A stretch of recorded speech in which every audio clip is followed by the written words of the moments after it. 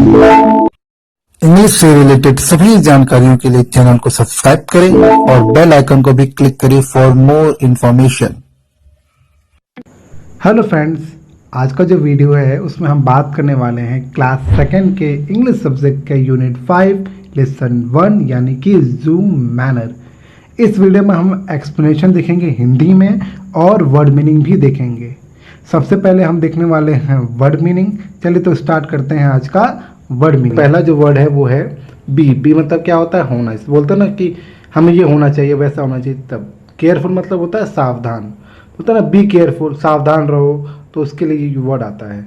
फिर व्हाट मतलब क्या, बोलते हैं ना, व्हाट आर यू सेइंग, तुम क्या कह रहे हो, तो व्हाट लगाते हैं। यू मतलब क्या होता है? तुम या आप, तुम भी बोल सकते हैं और आप। नेक्स्ट से मतलब कहना, जैसे वो मुझसे कहता है कि चलो घर चले। और मतलब या, जब हम कोई ऑप्शन वाला बात करते हैं तब और लगाते हैं। डू मतलब करना, कोई काम करने के लिए हम डू लगाते हैं। फिर इसके बाद जो वर्ड है वो है व्हेन मतलब क्या होता है? जब या कब। समझ में आ रहा है कि कब ये हो गया? जब तुमने मुझसे कहा तब हम चलेंगे, तब व्हेन लगाते हैं। मतलब ऐसे शब्दों के लिए। विजिट का मतलब होता है जाना, कहीं हम जाते हो तो आप विजिट लगाते हो। खासकर आप किसी डेस्टिनेशन यानी कि किसी एक पर्टिकुलर जगह जाते हो तो विजिट लगाते हैं। एनिमल्स, ये तो पता ही है, जानवर होते हैं, जानवरों से बोलते हैं हम। एट द जू मतलब चिड़ियाघर पर। नेक्स्ट है डोंट मेक फन मतलब मजाक नहीं उड़ाना या मजाक मत करो। इसका मतलब ये होता है। हम मतलब कुबड़, ऊँट का होता है ना, कुबड़ निकला होता है, फोटो में देखेंगे हम। ही इज मतलब यह है, चैप्टर में हम देखेंगे हम लोग। नेक्स्ट है वेरी प्राउड मतलब बहुत गर्व करना, बहुत अभिमान करना। हिज मतलब उसका, होता है ना, ये उसकी पेन है, ये उसका घर है, वैसे। नोबेल मतलब महान या शानदार, दोनों हो सकता है, महान भी हो सकता है और शानदार। नेक्स्ट है लाफ मतलब क्या होता है? टक, हंसी। क्या होता है? हंसी। टू मच मतलब बहुत ज़्यादा। एट मतलब पर। ही मतलब वह, ही मतलब वह। नेक्स्ट है एज वाइज एज मतलब उतना बुद्धिमान जितना। मी मतलब मैं। स्ट्रटिंग मतलब होता है अकड़ से चलना, मतलब एक घमंड चलना, एकदम ठाठ से चलना बोल सकते हैं। अराउंड मतलब चारों ओर, हर जगह बोल सकते हैं। तो स्टटिंग अराउंड मतलब अकड़ से चलना चारों ओर। फिर लेक मतलब होता है तालाब, ये तो आपको पता ही है। फिर इसके बाद जो वर्ड है वो है कैन मतलब होता है सकता है, बोलते हैं ना, ये कर सकता है, वो कर सकता है, उसके लिए। नेक्स्ट उसके बाद है अंडरस्टैंड, समझना, कि वो मुझे समझता है, ही अंडरस्टैंड मी। नेक्स्ट है रिमार्क, कोई चिन्ह होना या किसी बात को लेकर बोलना। मेक मतलब बनाना, जैसे हम लोग चाय बनाते हैं या कोई खिलौना बनाते हैं तो मेक वर्ड का यूज़ करते हैं इंग्लिश में। ट्रीट मतलब बर्ताव करना किसी के साथ। देम मतलब उन्हें। दे मतलब वे या वे लोग। डू मतलब करते हैं या करता है। यू विल मतलब होता है तुम करोगे। ऑलवेज मतलब हमेशा। बी मतलब होना, जैसा हम देख चुके हैं पहले ही। फिर लास्ट में वेलकम मतलब क्या होता है? स्वागत। तो ये था वो वर्ड मीनिंग जो हो सकता है आपको दिक्कत पैदा करे चैप्टर को समझने में, पोएम को समझने में। तो ये सब वर्ड मीनिंग के बाद अगर आपको कोई परेशानी, कोई दिक्कत हो रही है तो आप कमेंट बॉक्स में आंसर दे सकते हैं। अगर आपको लग रहा है कि आंसर नहीं दे पाओगे तो आप किसी दूसरे वीडियो में जाकर दे सकते हो, या तो आप मेरे सोशल मीडिया पे जाकर भी देख सकते हो। चलिए अब इसके बाद अब स्टार्ट करने वाले हैं एक्सप्लेनेशन। चलिए स्टार्ट करते हैं और अच्छे तरीके से समझने की कोशिश करते हैं।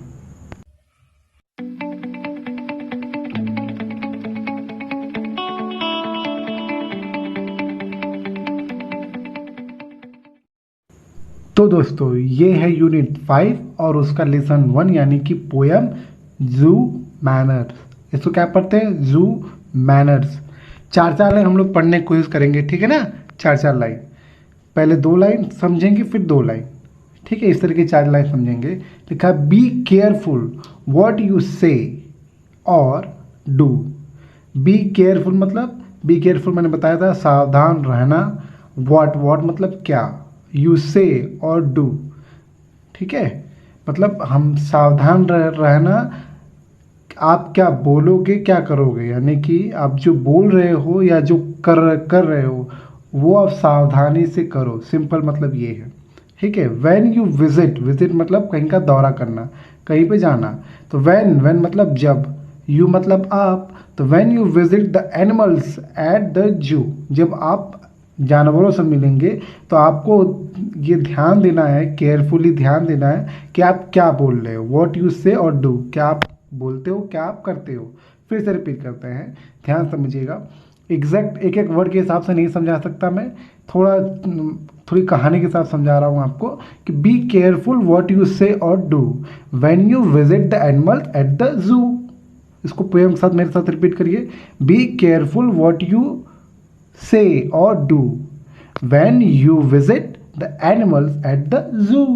यानी कि आप केयरफुल रहिए, आप ध्यान दीजिए कि आप क्या बोल रहे हो, व्हाट मतलब क्या, आप बोल क्या रहे हो, उनके सामने जानवरों से आप कैसा बर्ताव कर रहे हो, उनके साथ जानवरों से अच्छे से व्यवहार कर रहे हो कि नहीं, जानवर पिछड़े में उनको चिढ़ा तो नहीं रहे हो, है ना। गुस्सा हो जाते हैं कभी कभी, कोई अगर गुस्से वाले जानवर हो तो वो गुस्सा हो जाते हैं। जैसे शेर बाघ को अगर आप चिढ़ाओगे तो गुस्से हो जाते हैं वो, है ना। और भी आप बार बार उनके पास जाके चिल्लाओ मत, अगर वो शांत जानवर है तो उनके पास जाके चिल्लाओ मत, ठीक है।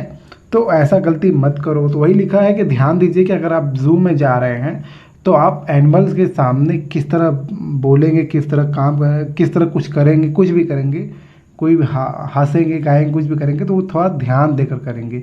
ये पहली 4 लाइन में कहा गया है, समझ में आ गया। नेक्स्ट चलते हैं, ठीक है। पढ़िएगा मेरे साथ। Don't make fun of the camel's hump.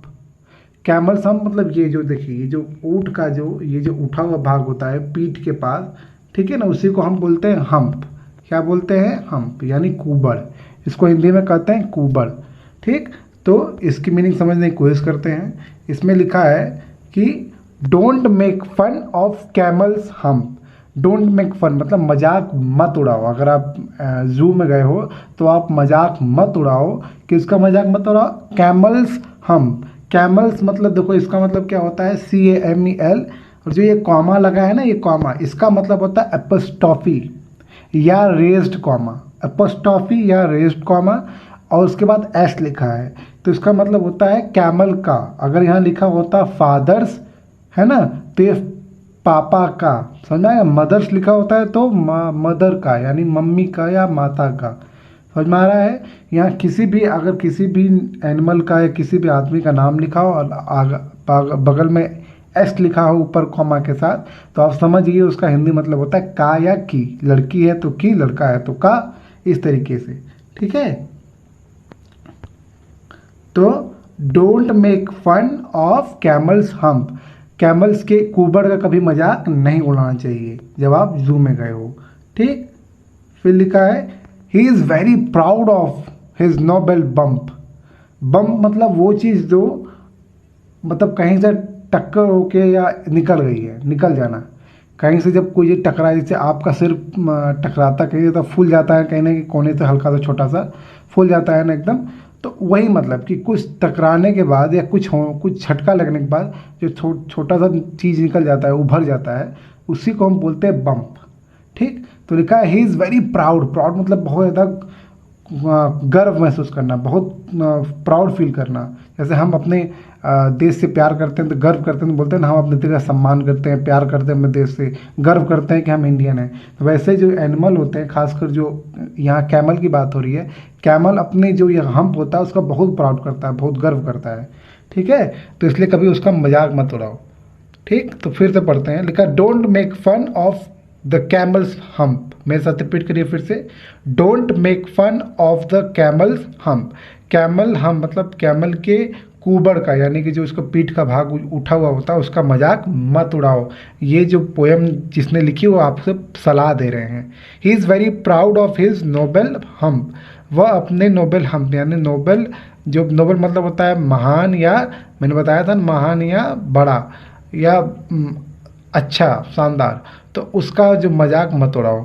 एक बार मैंने आपको बतानी छोड़ दी थी, ये देखिए हर जगह कॉमा और कॉमा के बाद जो एस आता है उसका मतलब का की नहीं होता है। देखो यहाँ जो है ही इज़ शॉर्ट फॉर्म में, ही और इज़, IS इज़ होता है ना, लिखते हो he is a boy, he is a boy, तो जो इज़ लिखते हो उसको शॉर्ट फॉर्म में लिखने के लिए आई हटाने के लिए हम कॉमा लगाते हैं, और बोलते बहुत अच्छे तरीके से हिज बोलते हैं, हिज। ठीक है, तो ये भी एक तरीका है शॉर्ट फॉर्म। किसी चीज़ को छोटा करने के लिए हम कॉमा लगा देते हैं। यहाँ देखिए, डू नॉट को छोटा करने के लिए हमने डोंट लिख दिया है, मतलब ओ गायब हो गया है डू नॉट से। ठीक है, तो कॉमा लग गया। तो कभी कभी हम किसी चीज़ को छोटा करने के लिए कॉमा लगाते हैं। अदरवाइज आपको ये बता दें, किसी भी नाम के बाद अगर एस लगा हुआ है नॉर्मली, आप समझ जाइए उसका मतलब होता है किसी चीज़ के का होना। ठीक है, जैसे यहाँ कैमल संप हो गया, फादर्स कार, पापा की कार, मदर्स साड़ी, माँ की साड़ी, इस तरीके से। ठीक है, समझ में आ गया, हो गया, आपको समझ में आ गया होगा।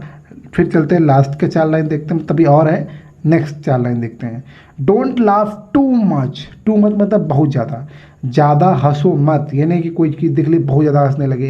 एट द चिंपैंजी, चिंपैंजी मतलब एक जानवर की अलग सी प्रजाति होती है, देखो यहाँ पे दिख रहा है, जो जानवर मतलब जानवर प्रजाति होती है, और ये बंदरों की प्रजातियों में आते हैं। यानी कि बंदर भी कई कैटेगरी के होते हैं, जैसे इंसान कई कैटेगरी के होते हैं ना, लंबे, फिर कोई एक बहुत कम हाइट वाले, है ना, अलग अलग कैटेगरी वाले होते हैं ना। वैसे जो ये भी होते हैं, सांवले, गोरे हम लोग होते हैं ना इंसान, वैसे ही जो जानवर होते हैं, खासकर बंदर की बात करें तो उसमें अलग अलग कैटेगरी होते हैं। एक नॉर्मल बंदर होता है, एक चिंपैंजी होता है ना, एक जो बहुत बड़ा होता है, जैसे हम बोलते हैं गॉडजिला नाम देते हैं, बहुत बड़ा होता है।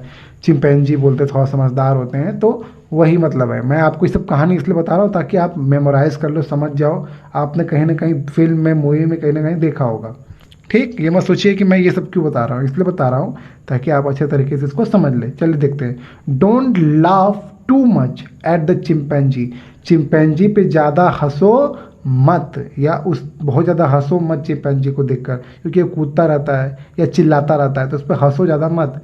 ही थिंक्स, वो सोचता है, he is as wise as you और मी। देखो ये जो एज वाइज एज लिखा है ना, देखो यहाँ पे एज वाइज, फिर देखो नीचे वाली लाइन में लिखा है एज, इसका मतलब होता है उतना बुद्धिमान जितना। ध्यान सुनिए, उतना बुद्धिमान जितना, मैंने उसमें बताया था वर्ड मीनिंग। इसका मतलब होता है, इसे हम बोलते हैं ना कि जितना बुद्धिमान तुम हो उतना बुद्धिमान मैं हूँ, या इस तरह से बोलते हैं जितना बुद्धिमान इसके पापा थे उतना बुद्धिमान इसकी मम्मी है, ऐसे लोग बोलते हैं ना, या दादी हैं, ऐसे लोग बोलते हैं ना। तो उसका मतलब होता है कंपेयर करना, एक दूसरे तुलना करना। तो यहाँ सिंपल क्या लिखा है तीसरी लाइन में, he thinks he is has as wise as you और मी। वो जो चिंपैंजी है उसको ऐसा लगता है कि वो उतना बुद्धिमान है जितना बुद्धिमान हम या तुम, यानी कि चाहे वो जो जिसने ये पोएम लिखी है उसकी बात हो रही है, या जो पढ़ रहा है उसकी बात हो रही है, यानी हम लोग। सिंपल। तो फिर से पढ़ते हैं 4 लाइन, अगर आपको थोड़ा कन्फ्यूजन हो गया तो ये सिंपल सीधा समझा रहा हूँ। Don't laugh too much at the chimpanzee, chimpanzee पे ज़्यादा हंसो मत। ही थिंक्स, वह सोचता है, he is as wise as you और मी, वो सोचता है कि वो तुम्हारे या हमारे, मेरे या अर्थात हमारे, उसको लगता है कि वो हमारे जितना बुद्धिमान है, इसलिए उस पर हंसो मत, उसको बुरा लगता है। ठीक है, तो कि जब कोई बात ऐसे कोशिश किया करे कि किसी को बुरा ना लगे, जानबूझकर कभी किसी की बुराई नहीं करनी चाहिए, या उस पर मजाक नहीं उड़ाना चाहिए ताकि उसको बुरा लगे। नेक्स्ट 4 लाइन क्या लिखा है, and the penguin strutting around the lake can understand remark you make. और जो पेंगुइन होता है, पेंगुइन पता है ना, ये पेंगुइन जो आपको फोटो में दिख रहे हैं नीचे लड़के के पास, ठीक है, ये लिखा है and the penguin strutting around the lake, जो बड़े घमंड से चलता है। देखते हो ना ये कैसे चलता है पेंगुइन, ऐसा लगता है बड़ा घमंड चल रहा है। घमंड मतलब तो देखते हो बड़े लोग बड़े ताव से चलते हैं, बड़े शांत चलते हैं, तो वही मतलब है। जैसे आर्मी वाले देखते हो कितने तान चलते हैं, एकदम शांत चलते हैं कि हाँ हम आर्मी वाले हैं, तो वैसे ही ये लिखा है and the penguin strutting around the lake. वो पेंगुइन जो खासकर लेक तालाब के पास चक्कर लगा रहा होता है। स्ट्रटिंग अराउंड मैंने बताया था, इसका मतलब होता है मतलब एकदम गर्व से कहीं पे घूमना या चक्कर लगाना।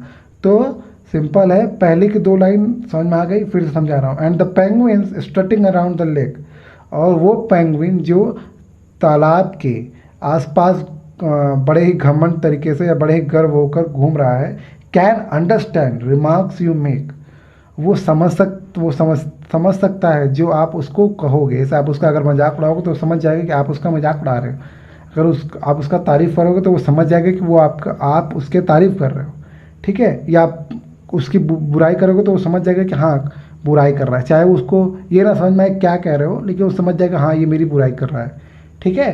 हो सकता है एग्जैक्ट ना समझे कि आप क्या कह रहे हो उसके बारे में, पर वो इतना समझ जाएगा कि हाँ आप उसकी बुराई कर रहे हो या आप उसकी अच्छाई कह रहे हो, उसके बारे में अच्छी बात बता रहे हो। इतना वो हल्का फुल्का समझ जाता है। पेंगुइन को थोड़ा ज़्यादा मतलब आप बाकी जानवरों से थोड़ा ज़्यादा दिमाग होता है। फिर समझते हैं and the penguin strutting around the lake, और वो पेंगुइन जो आप अगर जू में जाते हो तो जो तालाब के आसपास ऐसे टहल रहा होता है, फोटो में देखिए।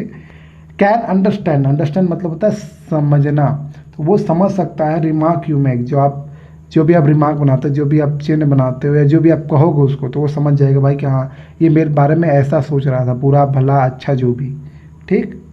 फिर लास्ट की 4 line, treat them as well as they do you. Treat मतलब होता है किसी के साथ व्यवहार करना, ऐसे बोलते हैं ना अच्छा व्यवहार करो तो अच्छा रिस्पॉन्स आता है। हमेशा हम हमारे मम्मी पापा कहते हैं कि दूसरों से अच्छा व्यवहार करोगे तभी कोई तुम्हारी तारीफ़ करेगा या वो कोई तुम्हारी वैसे ही व्यवहार करेगा। जैसे को तैसा बोलते हैं ना, जैसा व्यवहार करोगे वैसा व्यवहार आपके साथ होगा। तो वही लिखा है treat them as well as they do you. Treat them as well मतलब उन्हें वैसा ही व्यवहार करो जैसा वो आपसे करते हैं। अगर वो आपसे प्यार से व्यवहार करते हैं तो आप भी उससे प्यार से व्यवहार करो। ऐसा कई बार होता है ना कि आप देखते हो कि आप किसी कुत्ते को बड़ा प्यार से बात कर मतलब खिला रहे हो, लेकिन कोई आपका दोस्त है या कोई और है जो बड़ा गुस्से में उस कुत्ते को मतलब बोल रहा है या उसके साथ वो कर रहा है, उसको मार रहा है, उसको रोटी दिलाने के बहाने उसको ज़्यादा मार रहा है। ऐसे कई जानवरों को मारा जाता है ना, तो वो गलत है, खासकर जू में तो और गलत है। तो वही लिखा है treat them as well as they do you. जैसे वो आपसे व्यवहार करते हैं वैसे आप भी उनसे व्यवहार करो, अर्थात अच्छे से व्यवहार करो। फिर लास्ट के 2 लाइन लिखा है and you will always be welcome at the zoo. अगर आप ऐसा करते हो तो वो जो जानवर जो जू में हैं वो हमेशा आपका स्वागत करेंगे। कहने का मतलब ये है कि वो मतलब कि वो आपको देखकर खुश होंगे और वो क्या करेंगे अपना काम करते रहेंगे, ज़्यादा गुस्सा नहीं होंगे, तो ये जू का माहौल भी बना रहेगा और आप भी खुश रहोगे। तो लास्ट की 4 लाइन फिर से पढ़ते हैं, treat them as well as they do you. उनके साथ वैसा ही व्यवहार करिए जैसा वो आपसे करते हैं, यानी कि अच्छा व्यवहार करिए, सिंपल।